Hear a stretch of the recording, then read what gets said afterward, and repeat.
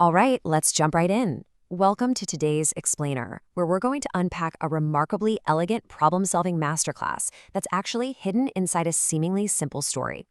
Our focus today is on a very clever crow named Kavi. Now, I want you to imagine finding yourself in a literal life-or-death situation where the absolute only thing you need to survive is right in front of you, but it is completely unreachable. That's exactly where Kavi found herself on a blazing hot day in a beautiful green garden. Today, we aren't just telling a story, we're extracting a highly effective, structured framework for tackling those problems that just feel totally insurmountable. Picture this. Kavi was experiencing a truly desperate thirst. She's flying all around this big garden, searching for anything to drink. Until, finally, she spots an old clay pot sitting under a tree. She flies down, approaches it, and sure enough, there's water inside. But there was a massive catch. The water level in this pot was simply too low. Try as she might, she just could not reach it with her beak. It is the ultimate frustration, right? Having your goal right in your line of sight, but entirely out of your physical reach. So from this, we're going to extract a brilliant structured problem-solving framework. We'll be walking through refusing to quit, pausing to reflect, observing the environment, formulating a strategy, and patient execution. Finally, wrapping it all up with the clever crow framework. Let's hit step 1, refusing to quit and the power of persistence. When Kavi first realized she couldn't reach the water, her immediate instinct was, pure brute force. She stretched, she pecked, hoping sheer physical will could somehow just solve the problem. But while brute force didn't work, she actively resisted the urge to just abandon her goal. As the story tells us, Kavi literally told herself, "I will not give up." Before you can ever think your way out of a problem, you have to lock in that determination. She could have easily flown off to find an easier water source, but she drew a line in the sand right then and there. Moving right into step 2, pausing to reflect, choosing thinking over panic. Because pure persistence really isn't always enough, we have to ask ourselves, what do you actually do when trying harder doesn't work? After failing to reach the water, Kavi realized that just applying more physical effort to the exact same tactic was completely useless. So she intentionally slowed her pacing down. She puts a full stop to the panic, telling herself, let me think carefully. And she absolutely forces herself into a headspace of calm reflection. It is so incredibly easy in a stressful situation to just keep hammering away at the obstacle, but Kavi's genius was in recognizing that her current tactic was getting her nowhere.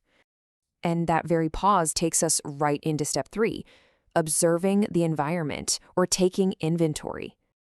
Up until this point, Kavi's entire universe was totally restricted to that unreachable water.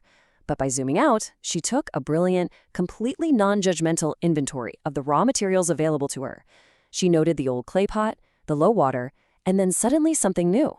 Small, round pebbles scattered on the ground. Now, to a panicked mind, these are just disconnected elements, literally useless rocks sitting next to a frustrating pot. But to a calm mind, they're tools. That brings us to the really exciting part. Step 4, formulating a strategy or connecting the dots.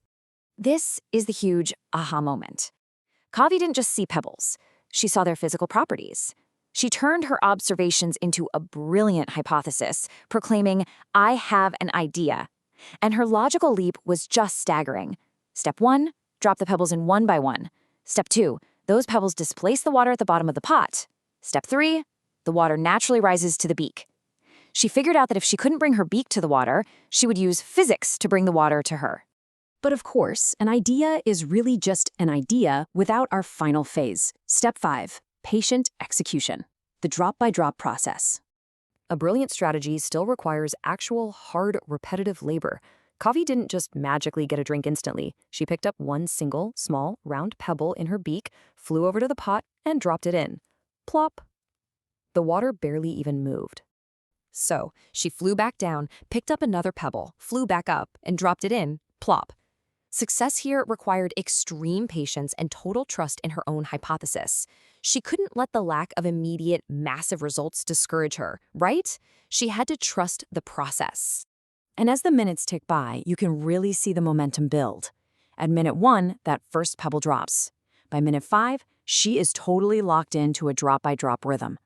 The water is actually beginning to rise. It's working, she thought. Keep going, Kavi, you can do it. And finally, the water reached the absolute top. Kavi drank deeply, incredibly proud that she used her brain instead of just giving up. Which leads us into our final review. The clever crow framework, wrapping up the whole system. What Kavi gives us here is an actionable mental model for when a problem feels simply too big, too deep, or totally out of reach. We don't panic, and we definitely don't walk away. So solidify this for your own use. Step 1, refuse to quit. Step 2, pause to reflect and stop the brute force. Step 3, observe your environment without any judgment. Step 4, formulate a strategy. And step 5, execute patiently and trust that drop-by-drop process. As Kavi's story so perfectly reminds us, the answer is often a lot closer than you think. Her solution was lying right there on the ground in plain sight, disguised as useless rocks. So, I want to leave you with this to think about as we wrap up today's explainer.